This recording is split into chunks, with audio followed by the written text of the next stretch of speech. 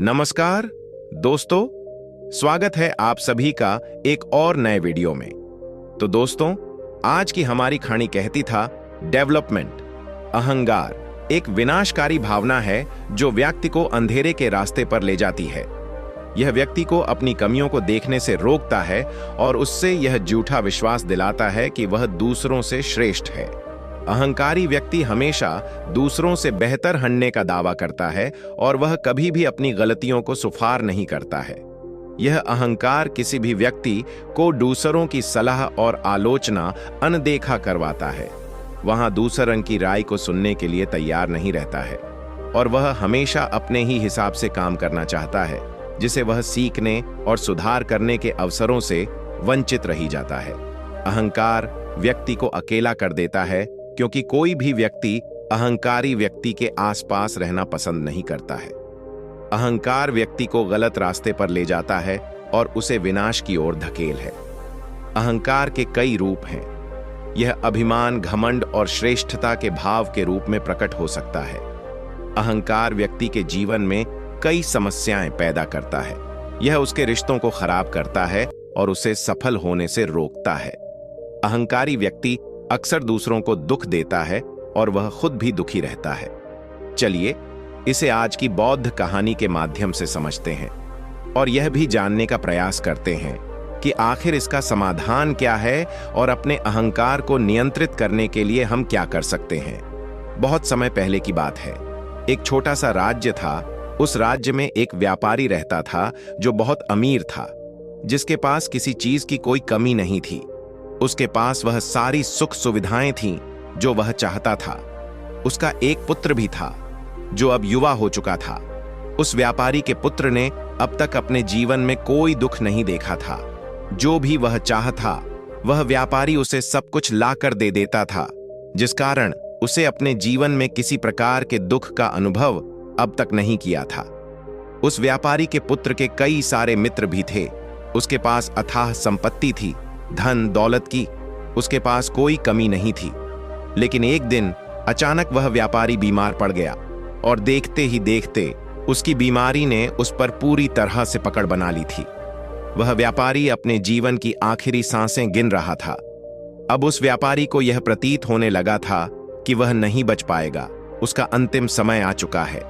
इसलिए उसने अपने पुत्र को अपने पास बुलाया और उससे कहा, बेटा, तुमने आज तक केवल सुख ही देखा है। तुम्हें जो कुछ चाहिए था वह मैंने सब कुछ तुम्हें कर दिया, इसलिए तुमने आज तक दुख का अनुभव नहीं किया। दुख क्या होता है यह तुम्हें पता तक नहीं, और इसी बात की चिंता मुझे खाई जा रही है कि जब तुम्हारे पर दुखों के बादल मंडराने लगे तो तुम सह नहीं पाओगे। इसलिए आज मैंने तुम्हें यहां पर बुलाया है।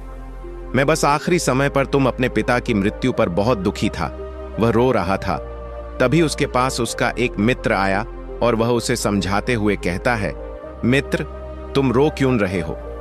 तुम्हारा पिता ही मरा है, लेकिन तुम्हारे पास तो अभी यह सारी धन दौलत है, यह सारी संपदा है कि सारी संपत्ति तुम्हारी ही तो है। अब तुम उन चीजों का भी आनंद ले सकते हो जिनका आनंद तुम अपने पिता के रहते नहीं ले पाए। अपने मित्र की यह बात सुनकर वह बड़ा प्रसन्न हुआ और उसे भी इस बात का एहसास हो चुका था कि उसके पास अथाह संपत्ति है, धन है, दौलत है, जिसकी मदद से वह अपना जीवन खुशी खुशी बिता सकता है। लेकिन इसी धन संपदा के कारण वह अब बुरी आदतों का शिकार भी हो चुका था। उसे हर प्रकार का नशा करने की आदत लग चुकी थी। जहां उसका मन करता वह वहां चला जाता।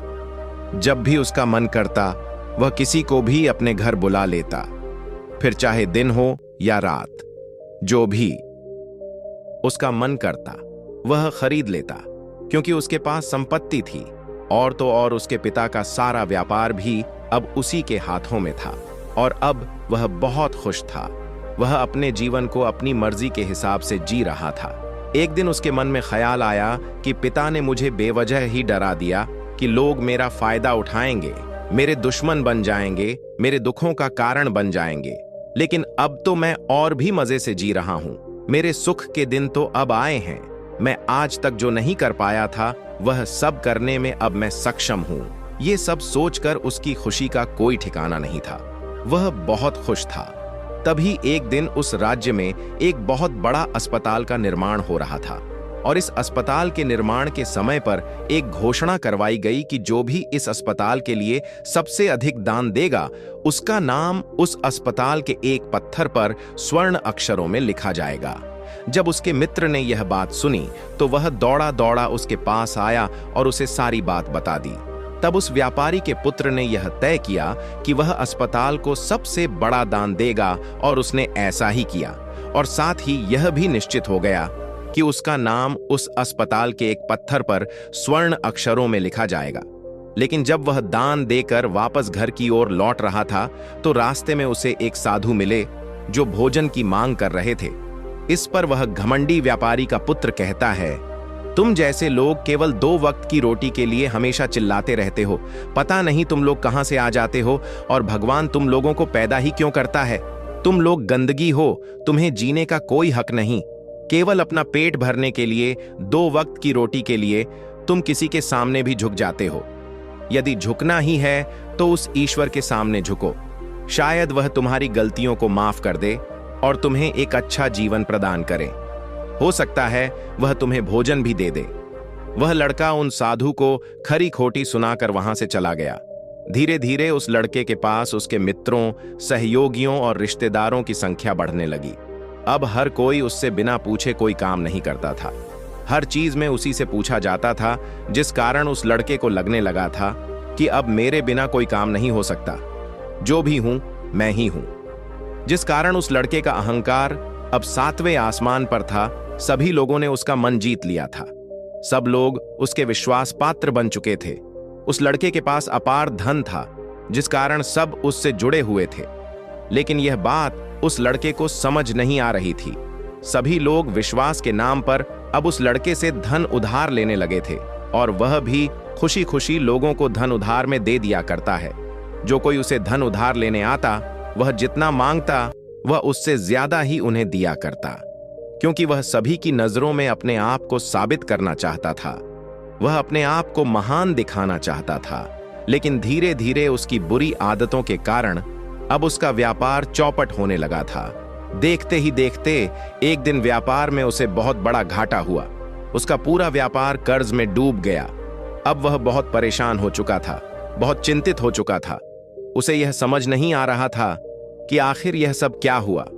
मेरे पास तो कुछ समय पहले अपार धन था और आज मेरे ऊपर बहुत बड़ा कर्जा है जिससे मुझे चुकाना ही होगा।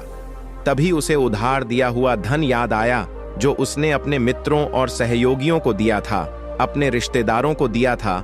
उसने सभी से वह अपना दिया हुआ कर्ज वापस मांगना शुरू किया, लेकिन किसी ने भी उसका दिया हुआ कर्ज उसे वापस नहीं दिया, बल्कि लोगों ने उसे दुत्कार कर वहां से भगा दिया। वह एक एक करके सभी के पास गया, लेकिन किसी ने उसकी कोई मदद नहीं की। देखते ही देखते उसका सब कुछ बिक गया। अब उसके पास कुछ न था। वह सड़क पर आ चुका था। तभी वह यह सोचने लगा कि अपने सुख के दिनों में मैं यह नहीं जान पाया कि मैं अपने शत्रुओं से घिरा हुआ हूं। मेरे पिताजी सही कहते थे कि मेरे अपने ही मेरे दुखों का कारण बनेंगे। पिताजी, आपका धन्यवाद, लेकिन मैं आपकी बातों को समझ नहीं पाया और आज देखिए क्या क्या हो गया। वह सारा दिन यहां से वहां भटकता रहा और सोचता रहा कि अब आगे क्या होगा। वह कैसे खाएगा, कहां रहेगा और कैसे सोएगा। उसे अपने पिता की याद सता रही थी। वह उन्हें याद कर कर के रो रहा था। उसकी आंखों से आंसू बह रहे थे, लेकिन अब बहुत देर हो चुकी थी और अब धीरे धीरे उसे भूख भी लग रही थी। तभी उसने सोचा कि मैं उसी अस्पताल पर चलता हूं जहां पर पत्थर पर मेरा नाम स्वर्ण अक्षरों में लिखा गया है।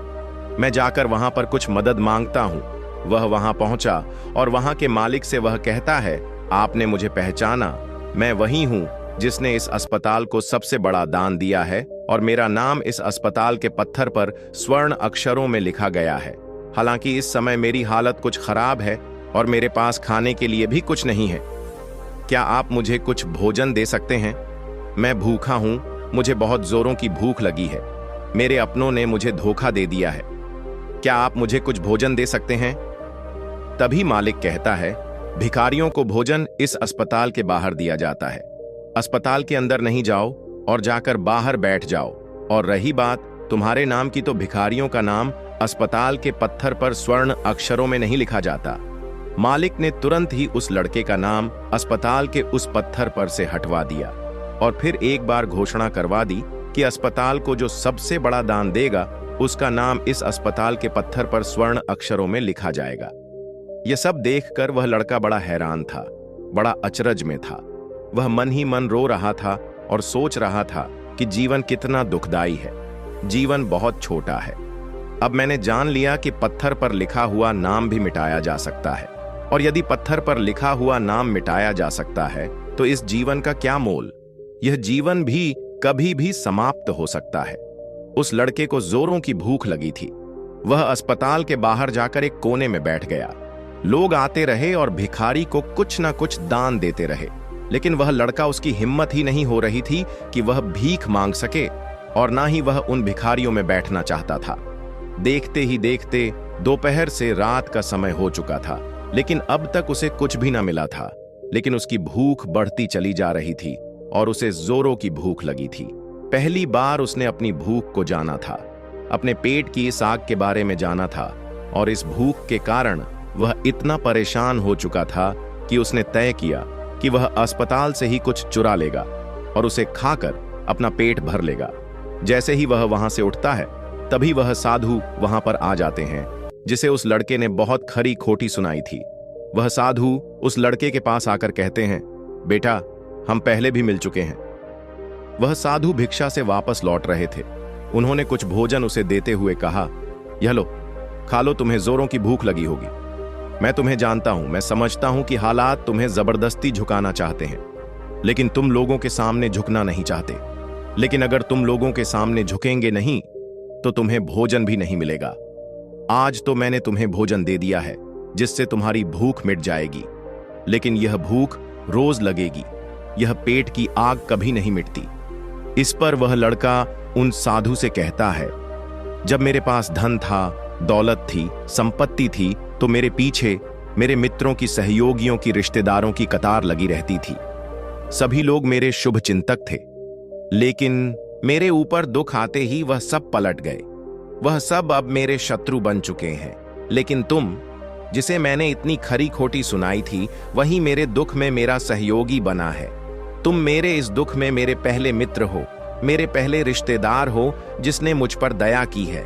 मैं तो अपने आप को बहुत बड़ा समझता था, लेकिन देखो इस वक्त की मार ने मुझे कहां से कहां पहुंचा दिया। आज मैं इस बात को अच्छी तरह समझ चुका हूं कि धन से बड़ा कोई मित्र नहीं। इतना कहकर उस लड़के ने भोजन किया और उसने पहली बार भोजन के सुख का आनंद उठाया। उसके हाथ कांप रहे थे। वह जल्दी जल्दी उस भोजन को समाप्त करना चाहता था, जल्दी जल्दी उसे चबा लेना चाहता था, और उसकी आंखों से झरझर आंसू भी बह रहे थे। उसे ऐसा प्रतीत हो रहा था मानो आज से पहले ऐसा लजीज भोजन उसने आज तक ना किया हो। भोजन करते वक्त जो अनुभव उसे प्राप्त हुआ, ऐसा अनुभव उसे आज तक नहीं मिला था। तभी वह साधु से कहता है, यह कैसा सुख है, मैं इस दुख में भी इस भोजन के संतुष्टि का अनुभव कर पा रहा हूं। तभी वह साधु कहते हैं, जहां संतुष्टि होती है वहां सुख का अनुभव होता है, लेकिन साधारण संतुष्टि बहुत खतरनाक भी होती है। जब संतुष्टि हमारी आवश्यकताओं, हमारी इच्छाओं से ऊपर उठ जाती है, तब यह दुख के दर्शन भी हमें कराती है। आज जो भोजन तुम कर रहे हो, ऐसा भोजन यदि तुम्हें पहले प्राप्त होता तो तुम इसे छूते तक नहीं, लेकिन आज इसी भोजन को करके तुम्हें संतुष्टि मिल रही है। लेकिन जब तुम्हारे पास धन था, दौलत थी, तब तुमने इसे भी अच्छा भोजन किया होगा, लेकिन तब तुम्हें संतुष्टि नहीं मिली होगी, वह सुख प्राप्त नहीं हुआ होगा जो तुम आज अनुभव कर रहे हो। लेकिन सावधान, अगर ऐसा ही भोजन तुम्हें रोज मिलता रहे तो तुम और भी अच्छे भोजन की कामना करने लगोगे, और इसी कामना की संतुष्टि के लिए तुम्हारे मन में दुख पैदा होगा। और जब तुम अपने मन की इस कामना की संतुष्टि कर दोगे तो तुम्हें सुख भी प्राप्त होगा, लेकिन यह सुख आएगा और चला जाएगा। और जब तुम्हारे जीवन में इसी प्रकार के भोजन हमेशा आते रहेंगे और जाते रहेंगे, तो तुम किसी और कामना, किसी और इच्छा की ओर आगे बढ़ने लगोगे। तब तुम किसी और इच्छा की पूर्ति करना चाहोगे, तुम किसी और इच्छा की संतुष्टि करना चाहोगे, और जब वह इच्छा पूरी नहीं होगी, जब तुम्हें संतुष्टि नहीं मिलेगी, तो तुम्हें दुख होगा, तकलीफ होगी, पीड़ा होगी, और यह श्रृंखला ऐसे ही आगे बढ़ती चली जाएगी। लेकिन जब तुम्हारे पास धन था, दौलत थी, तब तुम्हें इससे भी अच्छा भोजन किया होगा, लेकिन तब तुम्हें संतुष्टि नहीं मिली होगी। वह सुख प्राप्त नहीं हुआ होगा जो तुम आज अनुभव कर रहे हो। लेकिन सावधान, अगर ऐसा ही भोजन तुम्हें रोज मिलता रहे तो तुम और भी अच्छे भोजन की कामना करने लगोगे, और इसी कामना की संतुष्टि के लिए तुम्हारे मन में दुख पैदा होगा। और जब तुम अपने मन की इस कामना की संतुष्टि कर दोगे तो तुम्हें सुख भी प्राप्त होगा। लेकिन यह सुख आएगा और चला जाएगा, और जब तुम्हारे जीवन में इसी प्रकार के भोजन हमेशा आते रहेंगे और जाते रहेंगे तो तुम किसी और कामना, किसी और इच्छा की और आगे बढ़ने लगोगे। तब तुम किसी और इच्छा की पूर्ति करना चाहोगे, तुम किसी और इच्छा की संतुष्टि करना चाहोगे, और जब वह इच्छा पूरी नहीं होगी, जब तुम्हें संतुष्टि नहीं मिलेगी, तो तुम्हें दुख होगा, तकलीफ होगी, पीड़ा होगी, और यह श्रृंखला ऐसे ही आगे बढ़ती चली जाएगी। तुम हमेशा सुख के पीछे भागोगे, लेकिन दुख तुम्हारे पीछे यूं ही भागता रहेगा। तुम सुख को पकड़ना चाहोगे तो तुम्हें पकड़ना चाहेगा। इसी प्रकार यह प्रक्रिया यूं ही निरंतर चलती रहेगी। तभी साधु अपने थैले में से एक सोने की थैली निकालकर उस लड़के के हाथ पर रख देता है। तभी वह लड़का उस साधु से कहता है, हे महाराज, आपके पास इतना धन कहाँ से आया? आप तो एक वैरागी हैं। तभी वह साधु उस लड़के से कहता है कि यह धन तुम्हारा ही है। उस दिन जब तुम मुझे खरी खोटी सुनाकर अपने घर की ओर आगे बढ़ रहे थे, सोने के सिक्कों से भरा हुआ थैला नीचे गिर पड़ा और मैंने इसे उठाकर अपने पास रख लिया, यह सोचकर कि जब तुम मुझे मिलोगी तब मैं इसे तुम्हें लौटा दूंगा। लेकिन उस दिन के बाद से आज तुम मुझे मिले हो, इसीलिए मैं तुम्हें इसे लौटा रहा हूं। ले लो, यह तुम्हारा ही है। इस पर वह लड़का कहता है, हे महाराज, इसी धन के लिए तो मुझे मेरे मित्रों ने, मेरे सहयोगियों ने, यहां तक कि मेरे रिश्तेदारों ने भी मुझे धोखा दिया। लेकिन आप वो पहले शख्स हैं जो मुझे यह धन लौटा रहे हैं। और वहीं पर जो मैंने धन, जो कर्ज मैंने अपने मित्रों, अपने सहयोगी, अपने रिश्तेदारों को दिया था, अपने बुरे समय पर जब मैंने उनसे मांगा तो उन सभी ने वो धन देने से मुझे मना कर दिया। कईयों ने तो मुझे खरी खोटी सुनाकर अपने घर से धक्के मारकर निकलवा दिया। लेकिन आप महाराज, वह पहले शख्स हैं जिन्होंने मेरे इस बुरे समय पर मेरा साथ दिया है। मेरा धन मुझे वापस लौट आया है। मैं आपकी सहायता के लिए आपका आभारी हूं। मैं इस धन से अपना व्यापार फिर से शुरू करूंगा और इस व्यापार को नई ऊंचाइयों तक ले जाऊंगा। तभी वह साधु उस लड़के से कहते हैं, हमें कोई दुख नहीं देता, बल्कि दुख के कारण तो हम स्वयं ही होते हैं। हम स्वयं ही खुद को धोखा देते हैं। सुख में हम भ्रमित रहते हैं। हमें यह पता नहीं चलता कि हम सही कर रहे हैं या गलत, और इसी प्रकार हम एक माया जाल में फंसते चले जाते हैं, क्योंकि सुख में हम अपनी आंखें बंद करके बस उस सुख का आनंद लेते हैं। यह उसे दूसरों से सीखने में मदद करता है और उसे अपनी कमियों को स्वीकार करने की शक्ति देता है। अहंकार का त्याग कर विनम्रता को अपनाना ही सफलता और खुशी का मार्ग है। विनम्रता हमें अपनी कमियों को स्वीकार करने और उनमें सुधार करने की शक्ति देती है। यह हमें दूसरों से सीखने और उनके अनुभवों से लाभ उठाने के लिए प्रेरित करता है। विनम्र व्यक्ति दूसरों का सम्मान करता है और उनके विचारों को महत्व देता है, जिससे वह एक अच्छा मित्र और सहयोगी बन जाता है, और वह कभी भी किसी को नीचा नहीं दिखाता है। इसलिए अहंकार से बचना चाहिए और अपने अंदर विनम्रता का भाव रखना चाहिए। अहंकार और विनम्रता के बीच का अंतर एक कहानी के माध्यम से समझा जा सकता है। तभी इस पर वह लड़का कहता है, आप ठीक कहते हैं। जब मेरे पास धन दौलत थी, संपत्ति थी, तब मैं अंधा हो चुका था। मैं किसी चीज पर ध्यान नहीं देता था। मैंने उसे अपने इन दोनों हाथों से लुटाया है, और आज जब वह मेरे पास नहीं है तब मुझे उसके जाने का एहसास हो रहा है। और अब जबकि मैं इन आंखों से जूझ रहा हूं, तब जाकर मेरी आंखें खुली हैं। विनम्रता हमें अपनी कमियों को स्वीकार करने और उनमें सुधार करने की शक्ति देती है। यह हमें दूसरों से सीखने और उनके अनुभवों से लाभ उठाने के लिए प्रेरित करता है। विनम्र व्यक्ति दूसरों का सम्मान करता है और उनके विचारों को महत्व देता है, जिससे वह एक अच्छा मित्र और सहयोगी बन जाता है, और वह कभी भी किसी को नीचा नहीं दिखाता है। इसलिए अहंकार से बचना चाहिए और अपने अंदर विनम्रता का भाव रखना चाहिए। अहंकार और विनम्रता के बीच का अंतर तुम्हारी कहानी के माध्यम से समझा जा सकता है। तभी इस पर वह लड़का कहता है, आप ठीक कहते हैं। जब मेरे पास धन दौलत थी, संपत्ति थी, तब मैं अंधा हो चुका था। मैं किसी चीज पर ध्यान नहीं देता था। मैंने उसे अपने इन दोनों हाथों से लुटाया है, और आज जब वह मेरे पास नहीं है, तब मुझे उसके जाने का एहसास हो रहा है। और अब जबकि मैं इन दुखों से जूझ रहा हूं, तब जाकर मेरी आंखें खुली हैं। तभी मैं यह भी जान पाया कि कौन मेरे साथ है और कौन मेरे खिलाफ, और यह जो ज्ञान दुख द्वारा मुझे प्राप्त हुआ है, यह ज्ञान मैं हमेशा अपने साथ रखूंगा। अपने सुख में भी अब से अपनी आंखें खुली रखूंगा। इस कहानी से हमें यह सबक मिलता है कि अहंकार हमें विनाश की ओर ले जाता है, जबकि विनम्रता हमें सफलता और खुशी की ओर ले जाती है। इसलिए हमें हमेशा विनम्र रहना चाहिए और दूसरों से सीखने के लिए तैयार रहना चाहिए। विनम्रता ही सफलता का मार्ग है। दोस्तों, उम्मीद है कि आपने आज की इस वीडियो से जरूर कुछ न कुछ सीखा होगा। तो इस वीडियो को लाइक और अपने दोस्तों के साथ शेयर करना ना भूले, और हमें ऐसे ही सपोर्ट करने के लिए चैनल को सब्सक्राइब बटन को जरूर दबा दें। तो चलिए मिलते हैं ऐसी ही कोई नई कहानी में, कोई नए मैसेज के साथ। तब तक के लिए अपना ख्याल रखें। धन्यवाद और नमोह बुद्धाय।